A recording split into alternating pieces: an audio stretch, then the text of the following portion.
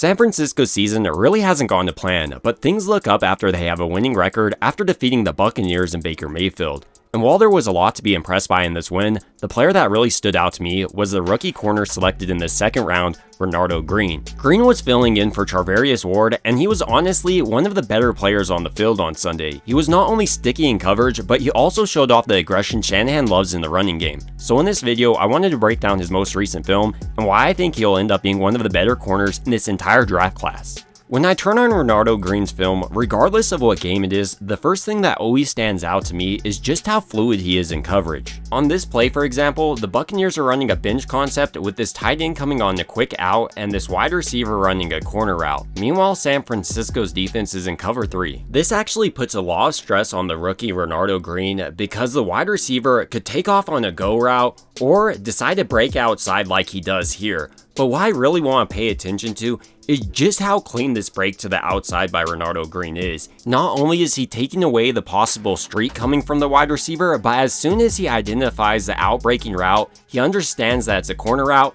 turns his entire body around, and stays on top of his man the entire time. This is excellent coverage, and even though he was slightly out of position, he was able to remake his ground almost immediately. Another aspect of Renardo Green's game that you'll see repeatedly on film is just how aggressive he is. And while it doesn't always result in a big play, he has the athleticism to make up for it when it doesn't. On this play, for example, the Buccaneers have the perfect route to beat San Francisco's man coverage with Ryan Miller running a fake out and go. To further put challenge on the young rookie, Baker Mayfield is staring down this out route. So unsurprisingly, he tries to jump on it and make a huge play, but Baker Mayfield is able to extend this play, and Renardo Green at that point is playing catch up. But thanks to his body control and acceleration, he's not only able to make up this ground, but also does an excellent job of being aware enough to break up this pass and not drawing the PI.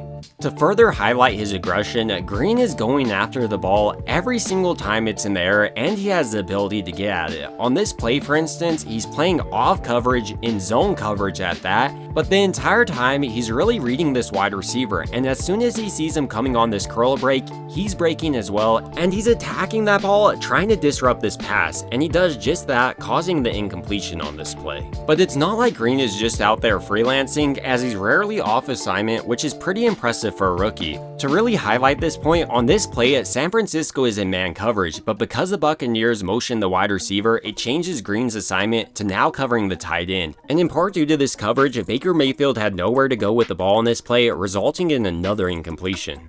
In a similar way on this play, San Francisco is in man coverage and the Buccaneers are trying to pick Green and Fred Warner. But because Green is such a smart player, he quickly identifies the open hole in the offense, shoots there, and is able to cover his man on this third down play. And even when they do make a catch on him, Green is so quick to identify the play, he's often breaking before the ball even gets there, resulting in a minimal gain. On this curl, for instance, he's breaking as soon as Mayfield is throwing this, and the way he hits kinda reminds me of a guy like Lenoir. He's not just trying to get down the player on the field, but he's really trying to punish them for picking up any sorts of yards against his defense. If Dre Greenlaw played corner, I think he would kinda play it like this, which is the biggest compliment I could give to Green. And Green isn't just aggressive in the passing game, but he also shows great willingness in the running game. On this play, for instance, he's the last line of defense for San Francisco, but he doesn't panic, breaks down in open space, and makes the perfect open field tackle. If he doesn't make this, this is going to be a touchdown. In a similar way on this jet sweep, even though Renardo Green doesn't make the tackle, he's a big reason why this didn't go for a touchdown. On this play specifically, I really want to pay attention to how quickly he responds to this jet sweep. He almost identifies it as soon as he gets the handoff,